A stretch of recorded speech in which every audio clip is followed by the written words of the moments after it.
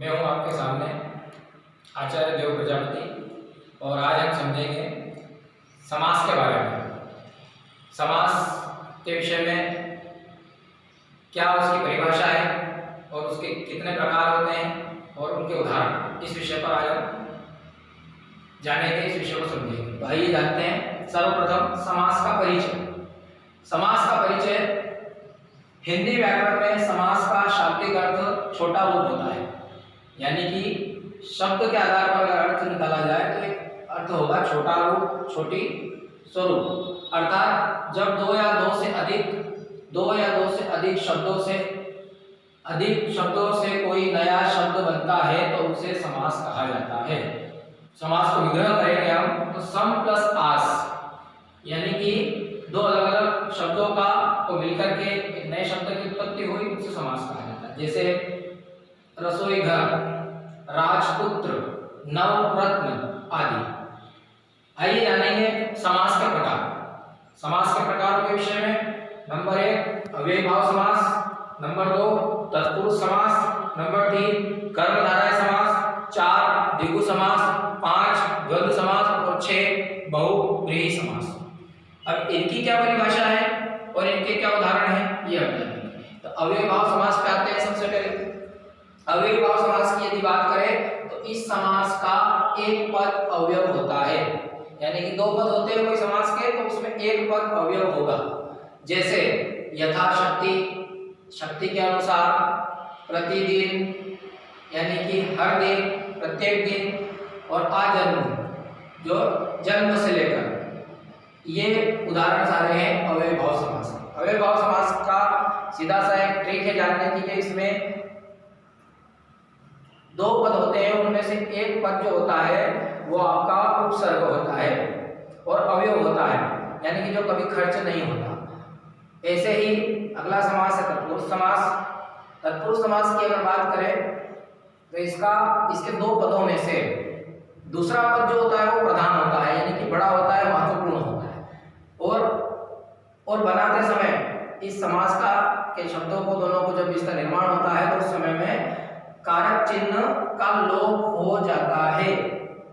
क्या समझ में आया? कारक जो चिन्ह होते हैं उनका लोप हो जाता है। जैसे देशभक्ति, यानी कि यहाँ पर देश के लिए भक्ति, राजमहल, राजा का महल, राजपुत्र, राजा का पुत्र, तुलसीकृत, तुलसी के द्वारा लिखित या तुलसीदास के द्वारा कृत, राह खर्च यानी कि राह में खर्च या राह के लिए खर्च इत्यादि। ये सभी उदाहरण आपके तत्पुरुष समास के हैं। तीसरे नंबर पर अगर समास की बात करें तो कर्मधारय समास की बात करते हैं। इसमें भी दो पद होते हैं। पहला पद विशेषण होता है, सीधी सी बात है, पहला पद विशेषण होता है, यानी कि जो संज्ञा और सर्वनाम के शब्दों की विशेषता बताते हैं उसको विशेषण कहा जाता है। यानी कि इसका पहला पद विशेषण और दूसरा पद होता है वो विशेष होता है, खास होता है।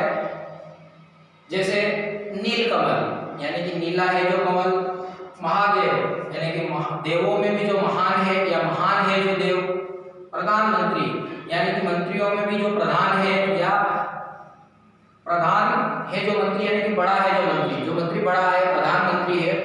और काली मिर्च, मिर्ची तो है लेकिन वो काली है जो मिर्च। तो इस प्रकार के उदाहरण आपका कर्मधारय समास में आते हैं। कर्मधारय समास की एक छोटी ट्रिक समझने के लिए, जैसा शब्द से ही आप उल्लेखित हो रहा है कर्मधारय, यानी कि जो अपने आप में कर्म का बोध करा रहा हो, कर्म को धारण किए हुए हो, यानी कर्म के बारे में पता चल रहा हो। अब अगले समास की अगर हम बात करें तो वो है आपका द्विगु समास। आइए द्विगु समास पर। द्विगु समास में दो पद होते हैं। इसमें पहला पद आपका संख्यावाचक विशेषण होता है। सीधी सी बात है, बिल्कुल सरल है, इसी समास बिल्कुल समझ में आना चाहिए आपको कि द्विगु यानी कि आपका स्पष्ट हो रहा है कि पहला पद संख्यावाचक होना चाहिए। और इस समास से ही आपको दिख रहा है कि द्विगु, यहाँ पर आपको द्वि यानी कि दो अंक दिख रहे हैं और गु यानी कि गुना, यानी कि ये संख्यावाचक यही दिख रहा है। तो इससे खुद ही अंदाजा लग जाएगा कि द्विगु समास यानी कि संख्यावाचक इसका पहला पद होता है और विशेषण होता है। उदाहरण देखें तो समझ में आपको आ जाएगा। यदि हम बात करें पंचतंत्र, तो पंचतंत्र यानी कि 5 तंत्रों का समूह है ना। फिर त्रिफला तो 3 फलों का समूह या 3 प्रकार के फल हुए। नवरत्न मतलब कि 9 प्रकार के रत्न। पंचवटी यानी 5 वटों का समूह। इस प्रकार से और भी हो सकते हैं, चौराहा, तिराहा, सप्तऋषि, सप्तधारा, अष्टाध्यायी। ये इस प्रकार के कई उदाहरण इस द्विगु समास के हैं। आइए बात करें द्वंद्व समास की। द्वंद्व समास, इसमें दोनों पद समान होते हैं, दोनों पद होते हैं और दोनों ही समान होते हैं। जैसे जल वायु, तो जल और वायु दोनों बराबर हैं, समान है और दोनों ही मोस्ट है, दोनों ही प्रधान है। लव कुश दोनों बराबर के हैं, है ना। हरिहर, हरि और हर दोनों पद समान है, इसमें भी धन दौलत ये दोनों पद आपस में समान है, यानी कि इसमें दोनों पद बराबर होते हैं, प्रधान होते हैं और समान होते हैं। सीधा सा इसका गणित है द्वंद्व समास। इसका भी आप देखेंगे तो यहीं पर आप समास से ही समझ जाएंगे। द्वंद्व यानी कि द्व में आधा वो मिला है और दूसरे में भी द वाले में भी आधा वो मिला है। दो प्रकार के द है, दोनों में वो मिला हुआ है, यानी कि दोनों बराबर हैं। इसी से आप अंदाजा लगा लो कि इसके दो पद होंगे और दोनों ही बराबर होंगे, सीधी सी बात। नीचे अगर छठे नंबर के समास की बात करें तो वो है आपका बहुब्रीहि। बहुब्रीहि समास की क्या पहचान है? इसमें दोनों पद होते हैं और दोनों मिलकर के किसी तीसरे पद का निर्माण करते हैं, किसी तीसरे पद की उत्पत्ति करते हैं, तीसरे पद को पैदा करते हैं, तीसरे पद को जन्म देते हैं। जैसे लंबोदर, तो लंबा है जिसका उदर, यानी कि किसका उदर लंबा है, किसका पेट बड़ा है, तो वो है हमारे भगवान गणेश। ऐसे ही दशानन, 10 है जिसके आनंद, यानी कि 10 है जिसके मुंह, या तो ये आपके लंकापति रावण की बात हो रही है। ऐसे ही पीतांबर, पीला है जिसका अंबर, तो यहाँ पर भगवान श्री कृष्ण या भगवान विष्णु की बात हो रही है। नीलकंठ, तो नीला है जिसका कंठ, यानी कि जिसका कंठ नीला है, तो यहाँ पर भगवान शंकर की बात हो रही है। ऐसे चंद्रशेखर, चंद्रमा है जिसके शिखर पर भगवान चंद्र की भगवान शिव की बात हो रही है। ऐसे जटाधर, गंगाधर, विषधर, ऐसे कई और भी उदाहरण ऐसे इसमें हम जोड़ सकते हैं बहुब्रीहि समास में। इसकी आइए ट्रिक समझ ले, इसको और अच्छे समझना चाहते हैं जो ट्रिक आपको मैं बता रहा हूँ। बहु और ब्रीहि, यानी कि इस शब्द से आपको समझ में आ जाना चाहिए कैसे आएगा। बहु यानी कि बहु एक ले लीजिए आप, कोई एक बहु है और उस ब्रीहि, उसने क्या करा कि बहू ने अपने पति के साथ मिलकर के उसके सास ससुर को अलग कर दिया और वो अलग रहने लग गई। यानी कि इसमें बहू और जो बेटा दोनों दो पद हो गए और सास और ससुर ये तीसरे पद की उत्पत्ति हो गई, यानी कि तीसरा पद जन्म ले लिया गया। तो यहाँ पर इससे ट्रिक मैंने आपको जो बताई कि बहू और बेटे ने मिलकर के अपने सास ससुर को अलग कर दिया, यानी तीसरे पद की उत्पत्ति हो गई। इससे सीधा सा अर्थ समझ में आता है, ये ट्रिक है। अब इसके बाद में विशेष बिंदु की अगर बात करें तो शब्द विशेष बिंदु में हम तत्पुरुष समास के बारे में थोड़ा और विशेष बिंदु जो रह गए थे वो मैं आपको बता देना चाहता हूँ। तत्पुरुष समास में 6 प्रकार होते हैं, हिंदी में 6 होते हैं, संस्कृत में 8 होते हैं। तो 6 कौन-कौन से होते हैं? इसमें मैंने पूरे 8 लिखे हैं, लेकिन इसमें 2 संस्कृत के नियम के अंतर्गत आते हैं, इसलिए दोनों की जगह पे मैंने रिक्त छोड़ दिया है। जैसे कर्ता में यहाँ पर रिक्त छोड़ा है और अंत में संबोधन में मैंने हे अरे लिख करके यहाँ पे रिक्त छोड़ दिया। और बाकी जो होते हैं ये 6 जो आपके कारक हैं, कारक 8 प्रकार के होते हैं, लेकिन हिंदी के नियम में 6 प्रकार के बताए गए हैं। अब क्या क्या होंगे आइए समझते हैं। सबसे पहले कर्ता, संस्कृत के नियम के अंतर्गत इसमें मैंने पहचान वाला समास छोड़ दिया है, हम कर्म से शुरू करेंगे। तो कर्म की विभक्ति जो है, पहले कारक होता है फिर विभक्ति होती है फिर उसका पहचान होती है। तो कर्म कारक की विभक्ति होगी को।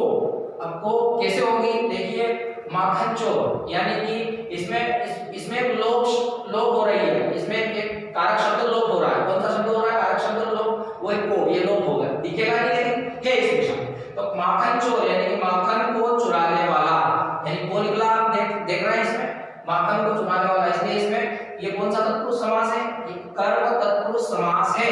इसी प्रकार से कर्ण की बात करें, इसमें रस भरा उदाहरण लेंगे, रस भरा में आप देखेंगे से विभक्ति है, ये इसमें लोप हो रही है।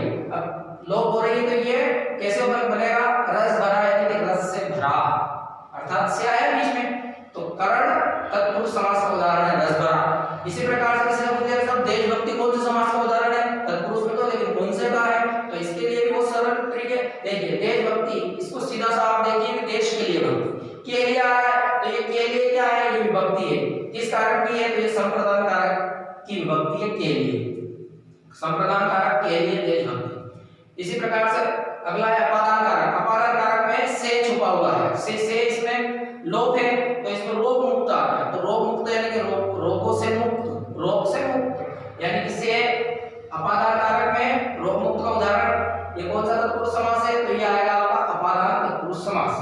अपादान कारक की बात करें, अपादान कारक में आपकी विभक्ति है से और इसका उदाहरण है रोग मुक्त, यानी कि रोग से मुक्त अपादान कारक का उदाहरण क्यों आया इसमें, देखिए गौर से, क्योंकि रोग से मुक्त, इसको हम अगर अलग अलग करें तो इसमें किसका लोप होता हुआ दिख रहा है, रोग से मुक्त, यस्य आ रहा है, तो ये से यहाँ पर आ रहा है विभक्ति का, इसलिए ये जो कारक है ये कौन सा कारक है, आपका रोग मुक्त कारक कौन सा है, तत्पुरुष समास के अपादान का उदाहरण। इसी प्रकार से संबंध की बात करें, संबंध कारक में का लोप होगा, देखिए किसे, जैसे गंगा जल, तो गंगा का जल, तो इसमें आप का लोप होने के कारण यह आपका संबंध तत्पुरुष समास का उदाहरण माना जाएगा गंगा जल। ऐसे ही अधिकरण में ये में सिर दर्द उसका उदाहरण आएगा। सिर दर्द कैसे, जैसे सिर दर्द, सिर में दर्द है ना, सिर में दर्द, सिर दर्द, इसी प्रकार से ये उदाहरण क्या आया आपका अधिकरण में। तो कोई पूछ ले भाई सिर दर्द तत्पुरुष समास में किसका उदाहरण है, तो आपका आएगा तत्पुरुष समास में अधिकरण तत्पुरुष समास का उदाहरण है सिर दर्द। इसी प्रकार से अंतिम संबोधन है हे अरे ओ, ये विभक्तियां हैं लेकिन ये संस्कृत में आता है, इसके लिए इसका उल्लेख यहाँ पे हम नहीं करेंगे। धन्यवाद।